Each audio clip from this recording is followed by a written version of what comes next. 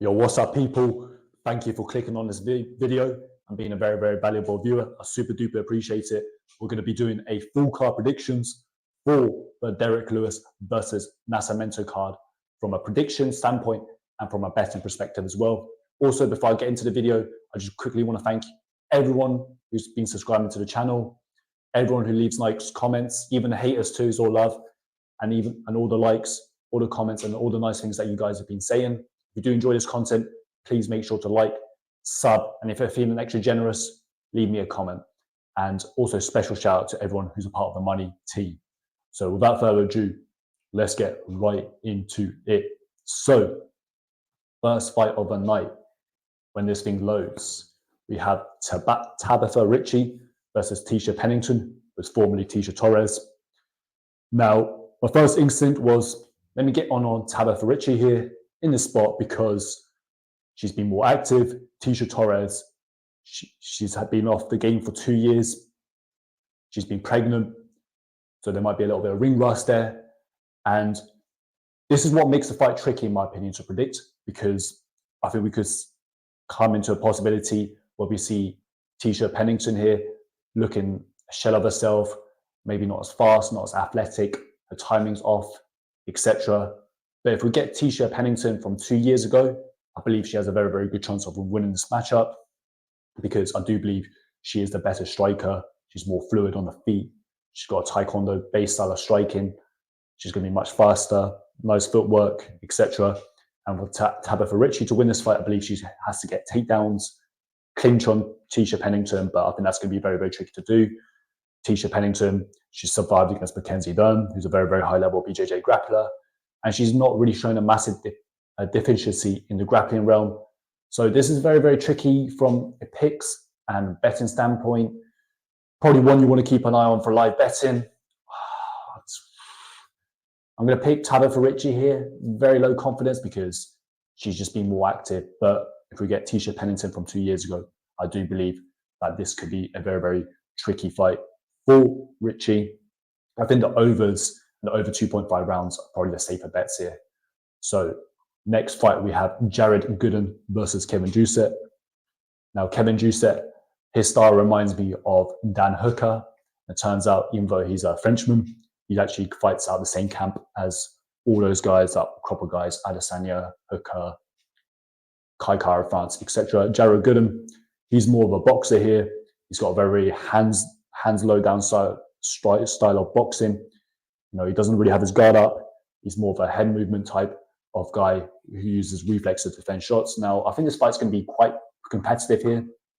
And from a picks and prediction standpoint, I think Kevin Jousset's got more tools, so he's got more kicks, etc. But this again is a very, very tricky fight to call. And from a betting point of view and from a betting perspective, I believe this one's going to go over 2.5 rounds. I think these two are going to be quite well matched. Jared Gooden's fought a high level competition. How these two match up from a stylistic point of view. Jousset's probably got more kicks. Gooden's more the boxer. I don't think the grappling would be much of a factor in this matchup. I'm going to pick Jousset, but it's going to be a very, very low confidence. I just think he has a bit more tools on the feet. Maybe just kind of outpoints Gooden. But yeah, I think the overs are probably the side I look at, but we have to see what the lines open up. Next fight here, we've got Jake Hadley versus Charles Johnson. Now, this is a very, very intriguing matchup. In my opinion, it's a good, well-matched fight. Hadley, I like his skill set. The one thing I have, both of these guys have a massive, massive flaw, which is I think that the bottom gains are very, very bad. So if you get these guys down, they seem to struggle off their back, which is surprising to say because I do believe Hadley's actually quite a good offensive grappler. But if you do manage to be able to negate that and you're able to hold him down, he does look quite weak off his back. From a striking perspective, I believe I like Hadley striking a bit more because I just think he's got a bit more power. I think he's a little bit more fluid on the feet. Who I think is going to win this fight? I'm going to pick Hadley here to get the win. I just like his striking more. I think he can mix up the grappling. I just think he's overall just a little bit more better for the fighter. From a betting point of view and from a betting perspective, I see why all the early line movements been coming on Hadley, and I agree with the steam at Pick'em. I would have taken that in an instant. Average odds around 1.61. I have to think about it a bit more, but I think Hadley's going to get the decision victory here, able to outstrike and mix out some grappling against Charles Johnson. So, next fight here, we've got JJ Aldrich versus Veronica Hardy. Now, Veronica Hardy, she came off for like a 2-year layoff. Everyone's like, oh, she's going to be completely washed. She wasn't the best fighter beforehand, but she looks like she's been leveling up a lot. She looks a lot more fluid. She looks a lot more faster. She fights a lot more tactical now. And that's probably thanks to Dan Hardy. She's Dan Hardy's secret little project. And Dan Hardy's been, toning up her game, improving her skill set, and it really, really shows. But she did face 2 very, very low-level girls. So maybe we could be overrating her. JJ Aldrich, she's solid. She's more of a boxer, southpaw boxing type of style of striking. I'm going to pick Veronica Hardy here because I do think she's more athletically gifted. I think she's going to be faster on her feet. And I like the improvements that she's been making. But it's going to be a low confidence pick here, guys, because I don't know how really, really good Hardy could be. Maybe she's just looked really, really good because she's been facing lower levels of competition. So yeah, give me Veronica Hardy in that spot.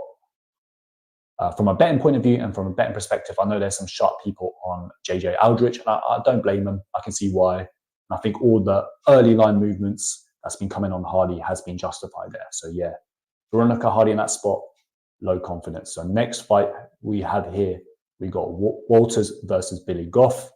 How these two match up from a stylistic standpoint and from a skill set perspective. Trey Walters, he likes to be a guy who uses his range. He's got a very, very long reach and he's very, very tall. So he likes to fight behind the jab, keep his distance, and kind of outpoint people with his 1-2 boxing, maybe occasional low kick. Billy Goff, on the other hand, he wants to come forward and crash the pocket and kind of take out Trey Walters. Now, this is another tricky fight to call, in my opinion, because I do think Billy Goff has actually looked very, very good in his past 2 fights. I think he's been making improvements. He looks a lot faster, and he's only 25. But his previous fights before that, he didn't look that good. But he was a much younger fighter then. I do think he's been making improvements to his game. I think he could probably make this an uncomfortable fight for Walters here. I think that's what he has to do. He has to crash the pocket, make it a brawl, keep coming forwards, just make it an ugly dogfight. Walters is probably wants to keep this one pretty. Man, this is a tricky fight to call, in my opinion. I personally wouldn't be betting this one, but I'm going to go with, I'm kind of 50-50 here, so there's probably value on Goff. I'm going to go with Walters here. I don't know. I might change my pick on this one, but I think he could just kind of outpoint Goff here, keep him at range, use his jab. But yeah, low confidence there on Walters. So next fight we have Terrance McKinney versus Esteban Ribovics.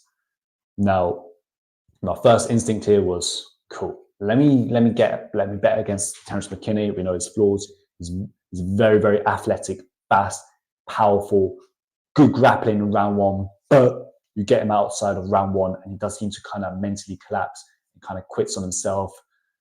Ribovics, on the other hand, he's a solid boxer.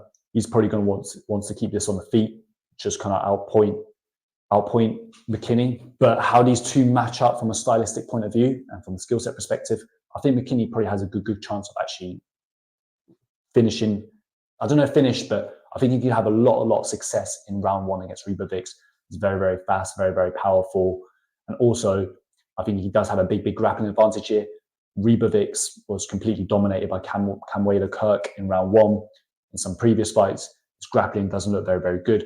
And McKinney, who comes forwards and initiates the grappling, he can maybe even land a big shot on the feet. But if Ribovics is able to survive that initial storm in round 1, then I think it's his fight to lose. I think the value is on McKinney here because I do believe he's more likely going to win round 1. Obviously, I'm pointing out the obvious here, but you probably want to live bet Ribovics if he is able to get out round 1 or maybe like 3 minutes in and he survives that initial storm.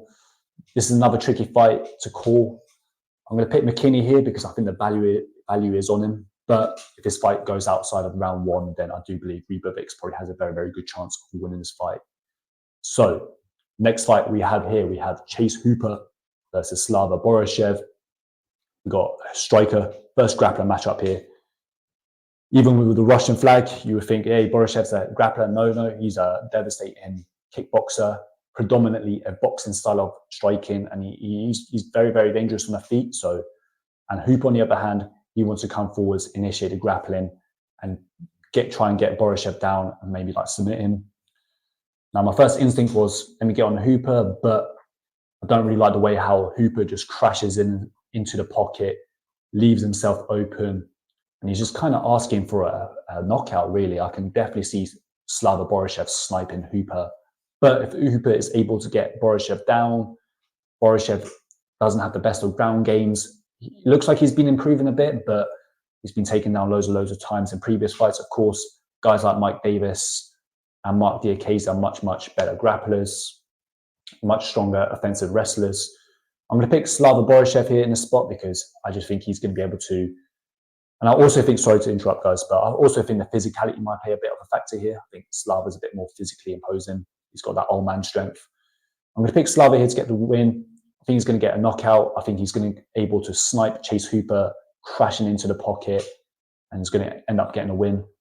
But yeah, if Hooper, is able to get Borshchev down, he could possibly get a sub here. But I think Slava's going to get the job down there. From a betting point of view and from a betting perspective, I'll think about this one. Probably, I see why all the money's been coming on the Slava. I think it could be quite a favourable matchup for him, but we'll see and we'll think about that one. So, next fight, we have Waldo Cortes-Acosta versus, I don't even want to pronounce the name, Robelis. I probably butchered it already. No, I'm not going to embarrass myself anymore. Now, I see a lot of money has been coming on Robelis here, and look, he looks very, very dangerous. He looks very, very physically imposing. He's going to have a 10-inch reach advantage, which is very, very significant because guys with 10-inch reach advantages do actually win the fight 70% of the time. But to me, this guy's really, really unproven. Yes, he looks very, very dangerous, very, very athletic, very, very powerful in round one. And he could get a finish on Waldo Cortes-Acosta, but he's totally unproven. We don't really know much about him. What happens, if Cortes-Acosta is able to survive that initial storm?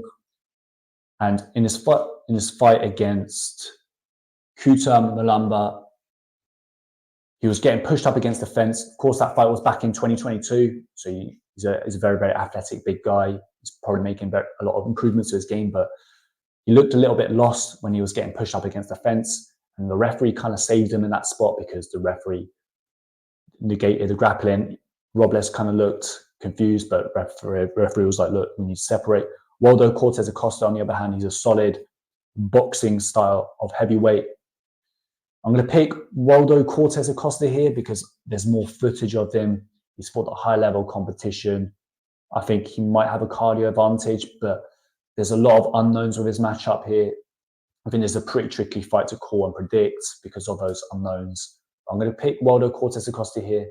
Maybe survives a little initial storm and is just able to kind of outdog, out-hustle, out-volume Robelis in this spot. But yeah, that's going to be a low-confidence pick, guys.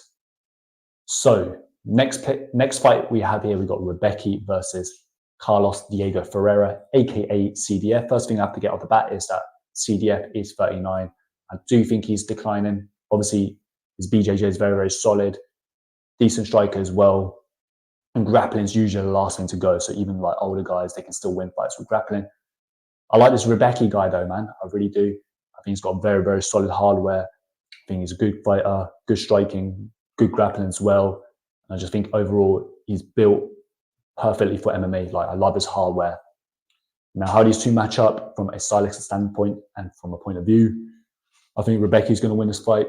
I think he's a younger fighter here. Of course, he hasn't faced the same level of competition as CDF, but I think he's going to be able to outstrike CDF. I think he's going to be able to keep the takedown offense attempt off CDF. He's going to be able to outstrike, maybe land a heavy shot on CDF in the spot. So give me Rebecki. From a betting point of view and from a betting perspective, I'm seeing odds around 1.40. I think the odds are accurate. So I'm not really seeing too much value there, not seeing much of a margin in those betting odds. I think the bookies and the betting market have got those odds dead correct. So yeah, I'm going to pick Rebecki here. I think he's going to get the job done. KO, if not grinding decision. Now, next fight, we have Sean Woodson versus Alex Caceres. This is a good little matchup here. Intriguing fight. Woodson, he's got predominantly a boxing style of striking, good defense, good boxing, and he's got a very, very long and large frame for featherweight. I don't know how he makes the weight. He even fought at heavyweight at one point, which is crazy to think about. Caceres, on the other hand, grizzled vet, fought tons of killers, and he's predominantly got a kick space style striking. How these two match up from a stylistic standpoint, I think Caceres could probably maybe initiate some grappling here, but I think Woodson's got good enough takedown defense and has enough get-up ability to negate the grappling. So I think it's predominantly going to be a striking fight. And in the striking fight, I'm going to favour Woodson here because I just think he's a little bit more smoother on the feet. I like his boxing style more. I think he's going to be able to land more volume, more shots, and just overall outwork, out-hustle Caceres. And I think the height might be a bit of the height and the reach could be a little bit of a problem of Caceres. So yeah, but obviously Woodson's a guy that I can't get that Luis Saldana fight out of my head. That was just a really, really bad look.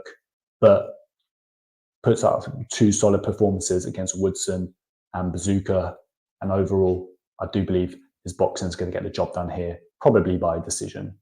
Low to medium confidence. And from a betting point of view and from a betting perspective, I think the odds are accurate. Maybe a little bit of value on Woodson, but I don't know. I'll think about that one, guys, because I do think this fight has potential to be quite competitive.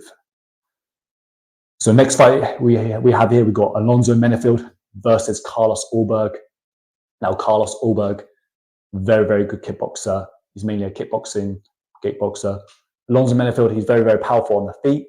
But in this matchup and how these two match up, I think Menifield's best path is to initiate the grappling and try and test Carlos Ulberg's ground game.